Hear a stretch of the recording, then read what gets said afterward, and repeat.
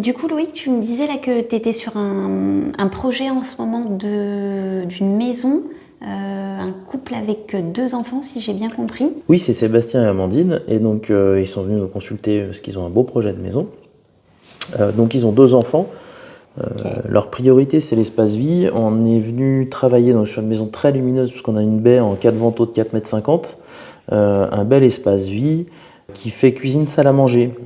Donc j'aimerais bien que tu m'apportes ton expertise, un nouveau regard sur l'aménagement possible, les petites idées.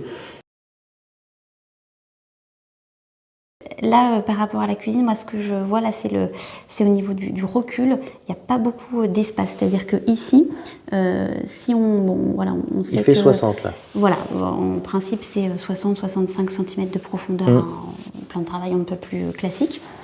Ici, à l'œil, on voit qu'il y a un petit peu plus. En principe, entre 2 linéaires, on fait au moins 90 cm. De vitres. Donc là, alors pour moi, ils y sont pas. Parce que du coup, là, voilà, à l'œil, pour moi, là, il me manque bien 15-20 cm. Donc en réalité, on va être plutôt comme ça. Donc c'est pour ça qu'après, c'est un peu un jeu de Tetris. Il faut que j'ai suffisamment de place autour de ma table pour circuler. Mais il faut aussi que j'ai suffisamment de recul entre mes 2 linéaires. Et là, enfin 2 linéaires, l'îlot et le linéaire. Ça, c'était une demande du couple d'avoir un îlot. Ouais, ok. Donc là, ce qu'on pourrait faire, alors si la cuisine, c'est vraiment intéressant de la dessiner dans le détail. Parce qu'en fait, c'est vrai que c'est toujours très difficile, on en parlait, quand il y a juste un linéaire comme ça, c'est voilà, c'est difficile d'imaginer à quoi va ressembler sa cuisine, quels sont les gestes du quotidien que je vais réaliser. Donc dans l'idée... Déjà, juste où est l'évier? Est-ce qu'on le prévoit sur l'îlot ou... Ouais. Alors, honnêtement, moi, je ferais simple. C'est-à-dire que déjà, si on réfléchit vraiment à l'utilisation, donc quand on cuisine, les opérations qu'on réalise, c'est je vais chercher mes provisions dans mon frigo.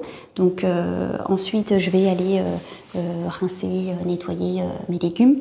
Je vais découper, éplucher, etc. Et ensuite, je vais mettre à cuire. Donc on va essayer déjà de disposer ces éléments en respectant la logique d'utilisation. Donc admettons que par exemple, on se mette... hop, un frigo ici, donc je vais laisser bien sûr un filler, donc un petit espace. Si je mets mon frigo contre le mur, il me faut un petit espace pour pouvoir ouvrir ma porte à 90 degrés. Donc par exemple, je vais mettre mon frigo, ok. Ensuite, comme tu le disais, il me faut un évier, on est d'accord.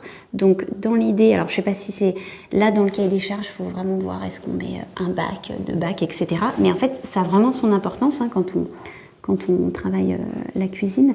Donc je vais peut-être avoir un évier avec la cuve et puis l'égouttoir à droite. Donc en principe, si j'ai l'égouttoir, ça veut dire que du côté droit, je vais avoir mon lave-vaisselle. Là, je vais avoir des rangements. Ok.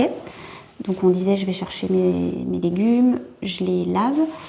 Ensuite, je vais les préparer et ensuite, je vais les mettre à cuire. Ouais, alors après, moi, plutôt sur l'îlot, là, la cuisson, pour avoir beaucoup de meubles hauts et pas mal de rangements. Voilà. Moi aussi, j'étais en train de me dire ça. Peut-être sympa d'avoir effectivement... Alors là, c'est pareil, l'îlot, là, tel qu'il est dessiné, on a à peu près 60 cm de profondeur. Si on veut mettre une plaque de cuisson, au moins 80, sinon projection partout. Donc c'est pour ça que là, on voit que finalement, au niveau du recul, on n'est pas si large que ça. Donc en fait, en réalité, si on veut être réaliste, et si on veut un îlot, là, il faut quand même qu'on ait de la circulation. Voilà, on se laisse 90. Bon, là, ce qui est dessiné autour, c'est le... Oui, il va être plus petit. Oui, enfin, ce que je veux dire, c'est qu'on peut passer, mais forcément, on regarde la diffusion de la chaleur. Il ne faut pas qu'on colle trop, mais bon, là, ok, ça va. Donc, admettons effectivement qu'on se mette plein de préparations là. En toute logique, on va se mettre plutôt la plaque comme ça, voilà. Une plaque de dimension standard. Là, ça laisse quand même un îlot qui fait au moins qui fait 120. Du coup, on va se mettre plutôt notre colonne four micro-ondes.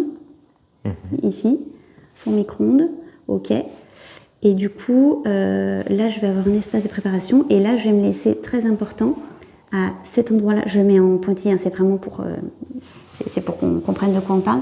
Ici, ça serait sympa de se laisser un espace pour tout ce qui est petit électroménager. Alors ça, c'est le grand classique. Avec On un ne sait coulissant. jamais où mettre. Bah oui, avec un coulissant ou après ça selon. Là, tu mettrais pas du meuble haut? Non, Ah oui, d'accord. parce que alors bien sûr tout est modulable, mais du coup je me laisserai une zone où mettre ma corbeille à fruits, mon grille-pain, tous les trucs qui encombrent le plan de travail et qui font qu'on a toujours la sensation de ne pas avoir assez de plan de travail. L'idée c'est d'avoir vraiment une zone dédiée. Après, comme tu dis, selon Sébastien, voilà, selon ce qu'ils aiment, s'ils veulent que ça soit caché, on met un soufflet, ça on adopte. En tout cas, dans la logique d'utilisation, si je reprends par rapport à ce qu'on disait tout à l'heure, je récupère mes légumes, je les lave, je les coupe, ça peut être ici ou je les coupe là, si je veux avoir un espace qui est un petit peu plus tourné vers la vie de la maison. Une zone dédiée aux électroménagers, four micro-ondes, c'est déjà pas mal. C'est sympa. On a ce qu'il faut. Donc ça, c'est déjà pas mal.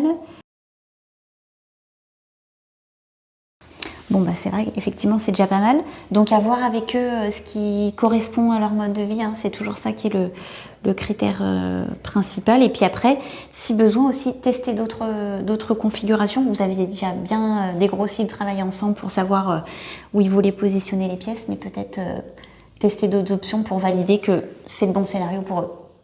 Effectivement, là, ce qui est bien, c'est qu'on révolutionne pas tout. Il y a des petits ajustements avec des propositions différentes de celles que j'avais imaginées.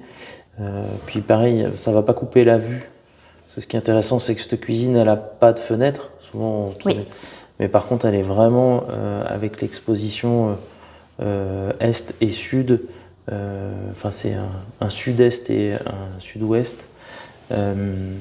On va vraiment avoir, je pense, une pièce qui est ultra lumineuse avec ce côté traversant. Ouais, et puis d'où l'intérêt, comme on disait, de mettre la plaque ici, parce que concrètement, ça veut dire que je suis en train de préparer, là, de me découper mes légumes. Bah, en fait, ça veut dire que je suis tournée face à la vue. Et ça, c'est face à la vue. Et face au reste de ouais, la Et en la plus, pièce. on va avoir la lumière qui vient des deux côtés. Carrément. Donc, non, on garde bien l'esprit. Il n'y a plus qu'à faire valider, puis leur demander ce qui leur va et si ces propositions peuvent leur plaire. Moi, je ferai mes petites modifications sur le plan, puis je te les fais parvenir. Et toi, si tu peux revalider, checker ce qu'on aura mis en place. Ça marche. Voilà. Ça marche, on fait comme ça. Super. Merci beaucoup. Et ben merci à toi.